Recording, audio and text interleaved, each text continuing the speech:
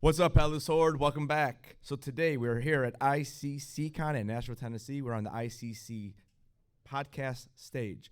I got some special guests with me. To my right, this is Ashley from ECPC TV. You can follow her on TikTok at Ash the Cleric. And over to my left, I have my man, Flynn Hendricks. You can follow his podcast, I Know You Hear Me, on Instagram, and you can subscribe on all major podcasting platforms.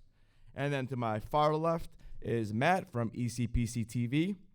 You can follow them on Instagram, YouTube, Twitter, and Facebook. I'm the real Flynn Hendricks, by the way. I think there was a song about that in the late 90s, early 2000s, but we can't talk about that right now. Yeah, that's a whole other podcast right there, guys. All right, so we're here today. We are going to talk about what would happen if we had a mashup between Game of Thrones and Star Wars. So, here's the question. Now, somebody from the audience did say it would be pretty cool to see an Ewok on a dragon. So I like that. That's a good starting spot. So what do you guys say? What do you think? Man, I think an Ewok in Game of Thrones would die within 5 minutes of this show just because Game of Thrones is unforgiving and Star Wars, it could allow little cute teddy bears. This is true, but let's maybe raise it up a little bit. How about a Wookiee riding a dragon? There you go. I like that. I can dig that. I see Chewie or Chrysanthemum riding a dragon. I think that'd be pretty badass. Yeah. I feel like the Wookiees would get along with Hodor like real good. Like I feel like they would just understand one another and just click, like have a growl, have a Hodor, and then they'd just be like, Yeah. That would be. I will say that a Rancor would fit perfectly in Game of Thrones. Rancor versus was it not Nom Nom or something? Mm-hmm. What's the one giant? I think it's Nom Nom or something. Yeah. That'd be a nice little battle. Now I know me and Flynn were talking off camera yesterday about the Night King versus Darth Maul. Oh, you have to. It's Yeah. like long lost brothers meeting to establish who the cooler brother is at that point.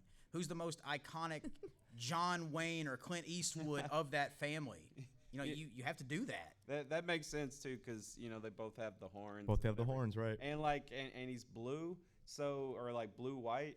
So you have Savage Opress, the yellow one. You have Darth Maul, the black and red one, and then you have the long lost brother who was left out in the cold. Who's the blue one? So now we're talking about you could do like a three-way ladder match or something. Oh yeah. Yes, I love it. But hang on. Would Darth Maul walk away with both of his legs after that fight was done? That's the real question. Wait a minute. What legs? What legs does he have? The ones that Mother Talzin Tis a gave. flesh wound. Tis merely a flesh wound. I can see the head of the Lannister family, who's the dad. I forget his first name. Tywin. Tywin and Count Dooku just like Oh. eyebrowing it off. You know what I mean? Like just like they look really similar and similar So ruling Tywin structure. and Like, yeah, or they might even like just join forces. That would be it'd be one of that'd be strong right there. I have one here, and just because both of these characters were played by the same person, we've all seen that meme on the internet of Brienne of Tarth where it looks like someone may have crop dusted her and they're waiting for her to smell it. How would Captain Phasma accept that in the ranks of the First Order stormtroopers? Would she allow that? Would she even smell it through the helmet? How would that go? I mean, first you gotta have a little more screen time to probably answer that question, and so That's true. And I just realized, too, I may have broken a rule here about talking about gas and fuel in Star Wars on stage, so I apologize. no, that's just that one. He's that's one thing we try not to do here at ICCC. So, so you bring up Brienne of Tarth and Captain Phasma, same actress. But do you think one would have more of an advantage over the other in a fight? I personally think it would be Captain Phasma, Yeah. just because of the upbringing she had and kind of fighting for survival and basically clawing her way up to the top, backstabbing whoever she had to get to where she was now and get off the planet she was born on. I think that she's a survivalist, and I think that would probably work in her favor. And see, I would and I see it. respectfully disagree. Yeah, I was gonna. Same here. I was I'll be gonna the odd man disagree out. because, like, every area Captain Phasma is getting her butt kicked. And Brienne of Tarth obviously has survived so many battles. I would have to go with Brienne of Tarth winning that She fight. is a beast in the best way possible. Yeah. I love can't that's one of my disagree. favorite characters, both in book and on screen. I think, they nailed it with Yeah. her. Yeah, Gwendolyn Christie did a great job in that role. That's Oh for my sure. goodness, Yeah. so wonderfully balanced in her acting there. Yeah, I think. I'm in the minority here, so I accept defeat on that. Well, someone's got to be wrong. Why's it gotta be me? All right, so when thinking about the prequels, so now we're gonna get a little nuts here. So we have Anakin and Padme, right? So if Padme wasn't there, and we had Sansa, and we had Daenerys, and some of the female characters. So who is Anakin hooking up with? Oh gosh. Oh my gosh. I'm uncomfortable with just the don't say boring Anya. questioning. Let me ask this: if it was Daenerys, would Luke and Leia still kiss in Episode 5? Would that still be a thing? And they probably would have done more than that. Yeah, because they. Okay. Yeah. Crazy. So Not maybe. Daenerys. So maybe we need. Yeah. Yeah. No, So- no Daenerys. So yeah, we'll go Sansa, I guess, on that one. I would say Sansa just because of the royalty factor. She's just Yep. like Padme, and just has the politics and the royalty and the, she can hold her own. She's been through a lot and she's still held that maturities. And I think relating to Padme, like she would be the closest one. Yeah, in my I opinion. agree. And it does kind of keep the high stakes of that extra forbidden love where slave boy that becomes the hero of the galaxy is still forbidden to love this woman that was born into royalty as well. Oh, but what if was it Marjorie or who? Queen Marjorie, yeah. Oh, if she and Anakin got together, that they would have that's a- manipulated the universe to the end of time. That would have been. Yeah, she probably would have. good Poor matchup. Palpatine. Yeah. I loved her. She was. All right, so here's what we're gonna do. I'm gonna throw out some duels. All right. And you tell me who's gonna win and why. Okay. All right, ready? So duel number 1. We have Jaime Lannister versus Grievous. Okay, I would say Grievous only because he has more arms. And but no, seriously, like Jaime Lannister, like he has a lot of conviction in his, like he is a great fighter. And but I don't know, man. That's actually a really good one. But Grievous, he's had a little bit of training from Sith, and he has more weapons, and he's more battle ready. I would have to go to Grievous on that one. All right. I agree. I Yeah. agree too, and I think the mechanical enhancements and the warped, twisted, insane mind would help him in that situation. All right. Well, there you go on that one. Yeah. All right. Here we go. Ready? Bronn versus Obi-Wan. And Bronn is a swordsman. What do you guys think? No. It's a tough one.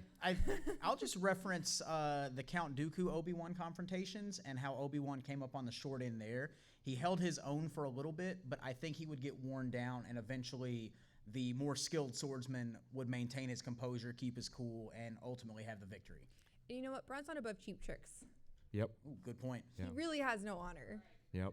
And that's I think that's what because Obi-Wan has all the honor. Yeah, that's true. That's true. Matt, what do you think? Which Obi-Wan? Old Obi-Wan, young Obi-Wan? Fair point. That's a good point. Well, I guess we'll go with young Obi-Wan just because we saw him in battle a little bit more. Okay, well then I'd have to definitely go with young Obi-Wan. Young only Obi-Wan? Because that's, at the height of his battle experience and the stuff that he's been through, and he defeated Anakin, which was like, because Anakin defeated Count Dooku very easily, so we know that his power was up, but we know when they fought, he was more in an emotional state with Padme. But I just at the younger state, I would have to go with Obi-Wan on that one. All right. That'd be a good one though. All right. I would. I got 2 more. Wicked or Ghost? I'm going Ghost on that one. I'll be honest with you. I think you're right. Yeah, Yeah. I think that was. Yeah. Sorry, Wick. Sorry, Wicked. No. You're my people, but I'm sorry. I mean, he's got his little spear, but yeah, I think Ghost is gonna have today. Yeah. All right, so last one on this one. So let's do. Got to do it. Jon Snow or Luke Skywalker? Now, before we answer, Let's pretend they both have lightsabers, because Okay. you gotta make it a little bit balanced. What do you think? And I know we're at a convention that's dealing with Star Wars, but let's be fair to Jon Snow. Okay, I'm just going off viewing, and that's it. Viewing of Game of Thrones and viewing of Star Wars. Okay, let me ask you this first. Then. Sure. At what stage for Luke Skywalker? Because Let- that's got to come into play. Because Luke, at certain points of his life, was either immature, not as experienced, or he is like in the Mandalorian show where he is on another level. So Let's go with both on the top of their game. So Luke, Return of the Jedi / Mando, and then Jon Snow, the last season when he's a man. all right. I will say Jon Snow only because Jon Snow at the top of his game at the end of the series, he would have died for anything. Yeah. And I just think about him with Battle of the Bastards. I mean, he just, yeah. All those, yeah. Well, he was raised to survive. I mean, his worth was when, survive if you can, but we're not going to do anything to help you because you're illegitimate. So, I mean, Yeah. Right. Yeah, he's been scrappy. He's scrappy. Matt, what do you think? Or I'm sorry, Flynn, what do you think? No, you got it right. I'm Flynn. I'm flat. I'm the combination of Flynn. But I'm going to go with Luke just because if you can defeat an entire army of dark troopers, if you can convert your father back to the light side, survive Force lightning that killed other people, and maintain your composure and stick to your guns during all that, you can maintain through that battle. Don't get me wrong, it'll be a hard-fought, probably bloody battle, Yeah. but I think at the end, the Force would probably come into play, and that would work in Luke's favor. All right. See, and I kind of disagree because at the height of Luke Skywalker's game, he was into the Order. Like, it was almost like he was trying to regain the Order. So with Luke, there was rules. And with those rules, there was limitation. And it's when his second order failed, then when everything went out the window and it didn't matter anymore.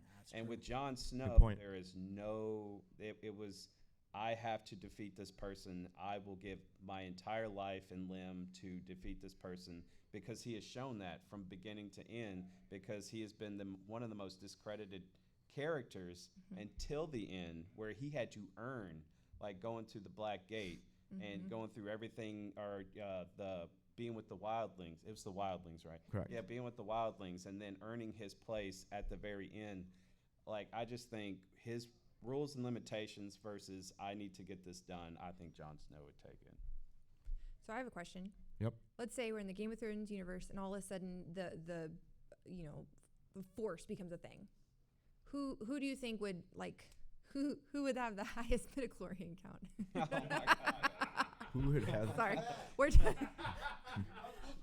Yeah, she did that on purpose. that wasn't on the list. We talked about love and fuel. This is This has been on the list for a long time. well, listen. This is how we started our morning. Love and Fuel sounds like the Cantina band's next name, right? That is true. New band name, I call it. Okay. It's the highest. So let's just say, the Force became a thing in that universe. Who would definitely have Force powers? I a think Jedi. Jaime Lannister would definitely be a Sith. Like, I see him as only because of the redemption. Because it's like he started off like he was just as evil as his sister and ruthless, but then like he got humbled and started to become good. And I'm like, man, that is totally a I love his storyline. salvation story. It's so good. Yeah, I think definitely on Arya. I mean, the whole mission with her going to the Black and White House and all that kind of stuff. I think definitely Arya would be up there in her midichlorian count. Brienne, I think. Brienne too, probably. For sure. Yeah, Yep. definitely. And I'm just going to say Hodor, because I think the Force would have predetermined his destiny at that point. Oh, wouldn't that have been interesting though? That they'd be like, his midichlorian count is very high. Hold the door. Not very. Hold the door. So that'd be like interesting. Yeah, they'd be. He's the kind of Chewbacca of that world. All right. Well, before we wrap things up, I just want to thank you guys so much. This weekend has been amazing. I have some shirts and some pins for my channel that I'm gonna give you guys. Oh, thank you. So some free so swag. So Ashley, that's for you. And I really do appreciate it. And there's yours, Flynn. Thank you. And Oh, I'm Matt. Flynn now. Yes, I got it right there. Thanks, There you brother. go, I appreciate it. I've only been sitting next to you, for 3 straight Oh, days. of course, of So, course. Yeah. We've Why would I spent- get it right when we're live? We've spent So. a lot of time together. We have this been, yes, weekend. we have. All right, thank you so much for tuning in. You guys want to do any plugs before we get out of here? I'll just say, go to Linktree/TheFlynnHendrix. Find all my podcasts, Tales from the Haunt, I Know You Hear Me. Get connected with my voice acting endeavors, my wrestling endeavors, all social medias. It's all on the Linktree, Linktree/TheFlynnHendrix. Yeah, and as the real Flynn Hendrix, I'll be defending my title at the Kentucky Fair thing. What is it, brother? You take the bumps, I take the payoffs. Ashley, go ahead. Follow us on ECPC TV. You can find us on YouTube. All of the interviews that have happened this weekend will be posted there. They're already there right now, and so you can go. There's been some really great ones this weekend. Also, if you like really mediocre content from a semi-blonde person, follow Ash the Cleric on TikTok. All right, She also doubles as a Katie Sackhoff stand-in. that is Yeah, true. that's my future career. That is a future career, yes. All right, thanks a lot for tuning in. And guess what, guys? I'm going to say it again. Don't forget to keep those heads on. Take care.